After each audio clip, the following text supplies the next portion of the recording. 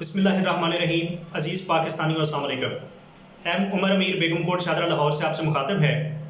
حدیث رسول صلی اللہ علیہ وسلم ہے کہ مومن ایک سراغ سے 2 بار نہیں ڈسا جا سکتا ہے، لیکن پی ایم ایل این اور پاکستان پیپلز پارٹی کے کچھ سیاسی مومن ایسے ہیں جو 5ویں بار بھی ڈسے جانے کے لیے بالکل تیار بیٹھے ہوئے ہیں. جہاں تک میری ذات کا تعلق ہے، اس بات میں کوئی شک نہیں کہ میں نے پی ٹی آئی کو ووٹ دیا. میں مومن نہ صحیح، لیکن میں نے دوبارہ دوسری بار ڈسے جانا ہے یا نہیں اس کا فیصلہ اگلے عام انتخابات میں ہوگا، لیکن اس میں بھی ابھی 3 سال باقی ہیں. فی الحال سوشل میڈیا کے اوپر پیٹرول کی قیمتوں میں یکمشت 25 روپے کے اضافہ جو ہے وہ زیر بحث ہے. بہت زیادہ پوسٹیں جو ہیں وہ اس اقدام کے خلاف آ رہی ہیں اور بہت زیادہ جو ہیں وہ اس کے دفاع میں بھی آ رہی ہیں. یہ بات بالکل درست ہے کہ جب پیٹرول کم ہوا تو بیشتر پیٹرول پمپس نے پیٹرول دینا بند کر دیا. اب جب کہ اس منتھ کے ختم ہونے میں بھی ابھی 3-4 دن باقی ہیں اور یکمشت 25 روپے اس کی قیمت میں اضافہ ہوا ہے، تو اسی کے حوالے سے میں نے آپ سے مخاطب ہونا ہے.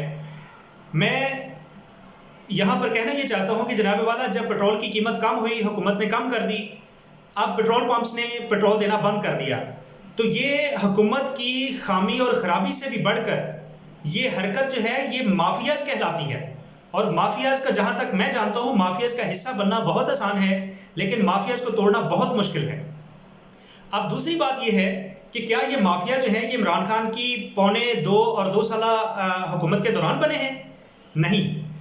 یہ مافیا جو ہیں یہ وہ حرام کا بچہ ہیں جو بہت عرصہ پہلے پیدا ہوئے اور ان کی پرورش کرنے والوں نے اس کی پرورش کرنے میں کوئی کسر نہیں چھوڑی ہے. لہٰذا موجودہ حکومت جو ہے یہ ان مافیاز کو بھگت رہی ہے. اس میں حکومت کا اتنا قصور نہیں ہے جتنا سمجھا جا رہا ہے. اس بات میں دوسری طرف یہ بھی کہنا چاہتا ہوں کہ میرے وہ دوست جو پی ٹی آئی حکومت کے مخالف ہیں اور یہ سمجھتے ہیں، میرا ان سے سوال یہ ہے کہ جو لوگ یہ سمجھتے ہیں کہ جسٹس قاضی فائز عیسیٰ اور ان کی اہلیہ بہت بڑے لینڈ لارڈ ہیں، تو کیا ان کی زمینوں سے کوئی پیٹرول کے ذخائر دریافت ہو گئے تھے جو پیٹرول کم ہوا تھا اور بڑھنا نہیں تھا؟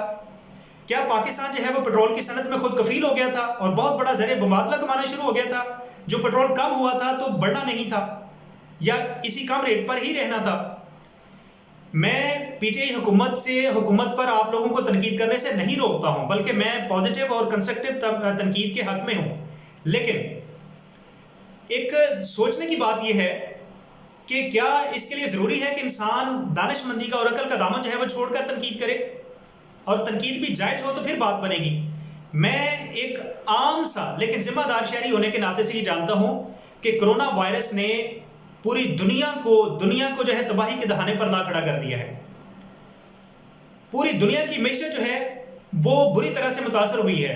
دنیا میں ٹریفک کا پہیہ جام ہو چکا تھا، دنیا کے پاس تیل زیادہ تھا، استعمال کم تھا، لہٰذا دنیا میں ریٹ کم ہوا، حکومت نے بھی کم کر دیا. اس کے بعد پیٹرول ملنا بند ہو گیا. کیا اب حکومت چاہتی تھی کہ نہ ملے؟ اگر ایسا ہوتا تو وہ کم ہی نہ کرتی. اب عمران خان کیا کرے اور پی ٹی آئی حکومت کیا کرے؟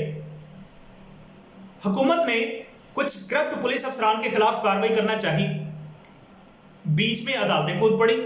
اب کریکٹرز ہیں 3: حکومت، کرپٹ افسران اور عدالتیں.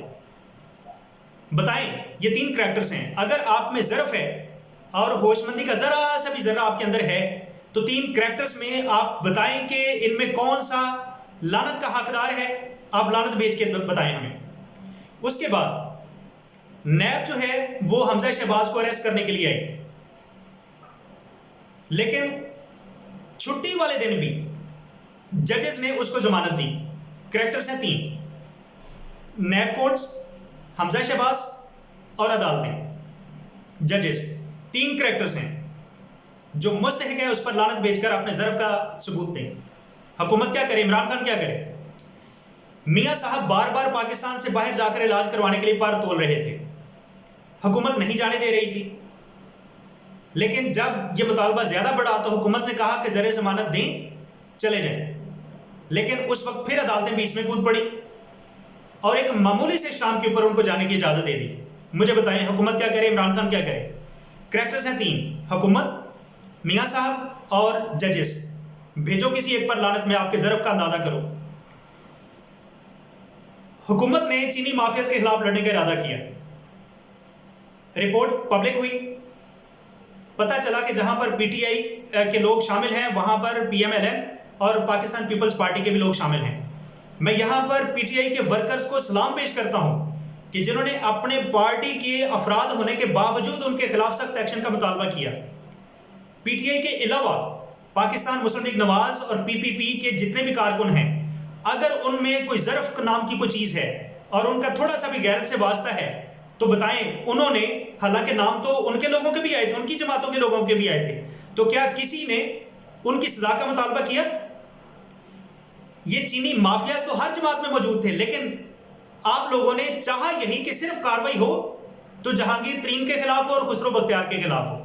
اپنے ظرف کا اندازہ کریں اور کبھی دن میں ایک بار شیشہ بھی دیکھ لیا کریں.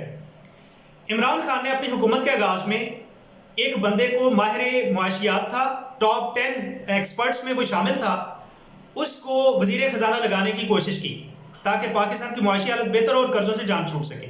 بعد میں پتہ چلا کہ وہ مرزئی ہے، لہٰذا سوشل میڈیا کے اوپر، الیکٹرانک میڈیا کے اوپر بہت بڑی کیمپین چلی کہ مرزئی کو ہٹاؤ.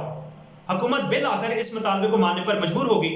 میں یہ سمجھتا ہوں کہ حکومت کا یہ اقدام جتنا اچھا تھا، یہ اتنا ہی حماقت پر مبنی بھی تھا کہ وہ بے شک قادیانی تھا، لیکن جب وہ پاکستان میں رہ رہے ہیں، پاکستان کے اندر رہ کے پاکستان کی سڑکیں استعمال کر رہے ہیں، صحت، تعلیم، پانی، بجلی، گیس اور دیگر ضروریات زندگی وہ یہاں سے حاصل کر رہے ہیں، تو پاکستان کے لیے خدمات انجام دینے میں کیا موت پڑتی تھی؟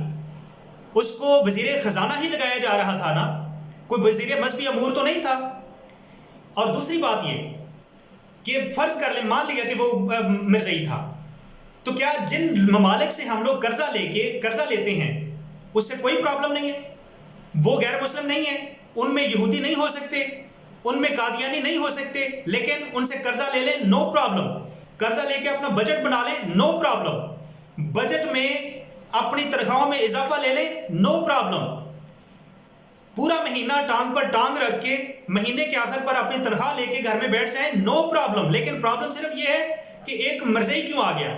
وہ مرزئی ماہر معاشیات تھا، وہ وزیر مذہبی امور نہیں اس کو لگایا جا رہا تھا. اب بھگتے آپ بھی الزام، آپ صرف عمران خان کو.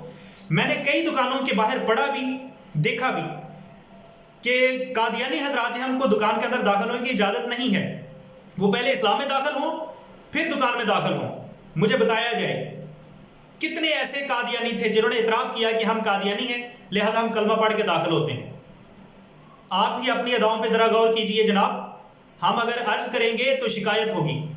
اب جہاں پر حکومتوں کا تعلق ہے، میں یہاں پر یہ کہنا چاہتا ہوں کہ کرونا وائرس کے خلاف میں نے 30 سالہ دور سیاست اور دور اقتدار کرنے والوں کو میں نے دیکھ لیا کہ وہ کرونا کے خلاف کیسے اقدامات رکھتے ہیں اور کیسی ان کے پاس تجاویز ہیں. لیکن میں یہاں پر ان کے کارکنان سے مخاطب ہو کر یہ کہنا چاہتا ہوں کہ جناب، اپنی جن لوگوں کو آپ سپورٹ کرتے ہو ان کی حکومت کے 30 سالہ ادوار کو مد نظر رکھے، ان کی حکومت کے تجربے کو مد نظر رکھے قرضے لینے کی بات چھوڑیں. قرضے اتارنے کا کوئی فارمولہ ہے تو بتا کر ہمیں شکریہ کا موقع دیں.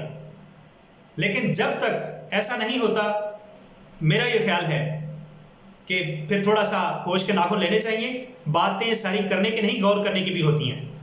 ان کے 30 سالہ تجربے کی روشنی میں حکومت کو قرضے ختم کرنے کی تجاویز دیں. ہم آپ کا شکریہ ادا کریں گے. اللہ تعالیٰ سے دعا ہے کہ وہ پاکستان کو اس کے اندرونی اور بیرونی دشمن سے محفوظ رکھے، لیکن بیرونی سے زیادہ اندرونی دشمن زیادہ طاقتور ہیں. پاکستان پائندہ باد. Thank you.